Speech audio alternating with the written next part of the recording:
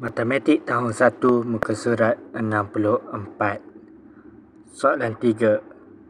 Ada 3 kad nombor.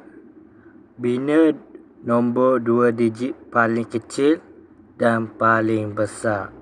Jadi dengan 3 nombor ni kita kena bina nombor yang paling kecil dan nombor yang paling besar. Nombor yang paling kecil kita akan mulakan dari 3 sebab 3 adalah nombor yang paling kecil. Jadi kita letak 3. Dan seterusnya yang paling kecil adalah 5. So, nombor yang paling kecil adalah 35. Seterusnya, nombor yang paling besar. So, nombor yang paling besar kita akan mulakan dari nombor 8. Sebab dekat sini, nombor 8 adalah nombor yang paling besar.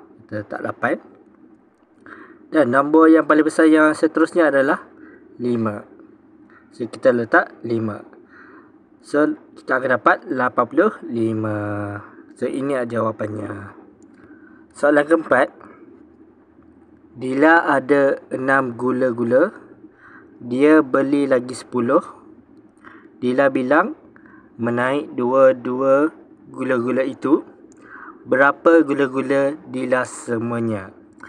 So, dekat sini ada 6. So, dikira 2.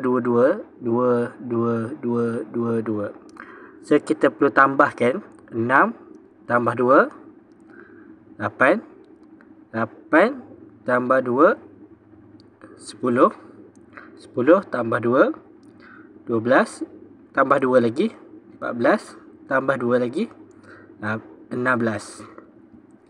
So, jawapannya adalah kita tulis dalam perkataan ENAM 6 DELAS belas. Dan kita tulis nombor 16. Jadi ini adalah jawapannya matematik tahun 1 muka surat 64.